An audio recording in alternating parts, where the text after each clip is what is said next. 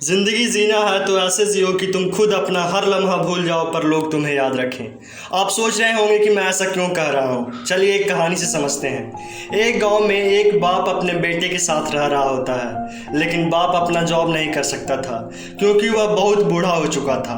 और बेटा एकदम नालायक होता है। अपने पिता की नौकरी का पेंशन मिलते ही वह सारे पैसे मौज मस्ती में खर्च करता रहता था। उसके पिताजी अपने बेटे के कारनामे से खुश नहीं थे और वह दिन पर दिन बीमार होते जाते हैं और अपने बेटे के भविष्य के बारे में सोचकर परेशान होते थे।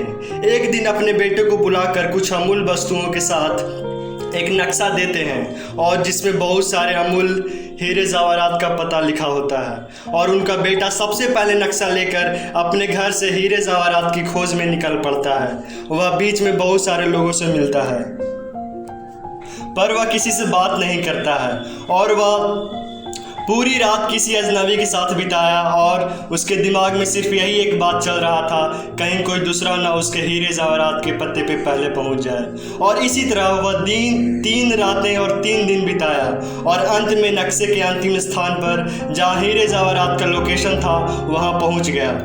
वहाँ कुछ नहीं होता है तो वह वापस अपने घर की ओर प्रस्थान करता है और आते वक्त वह बहुत सारे लोगों से मिलता है और बहुत कुछ उनसे सीखता है। सभी लोगों की ज़िंदगी के बारे में जानता है और वह लोगों से मिलकर बहुत खुश हुआ और उनके जैसा ही मेहनत कर वह अपना जीवन खुशी खुशी व्यतीत करना चाहता है।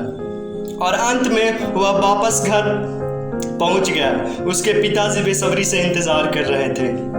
अपने बेटे से मिलकर उन्हें बहुत आश्चर्य हुआ क्योंकि वह जानते थे खजाना ना मिलने पर उनका बेटा उनसे बहुत गुस्सा होने वाला है, परंतु उनका बेटा खुश और संतुष्ट दिखाई पड़ रहा था।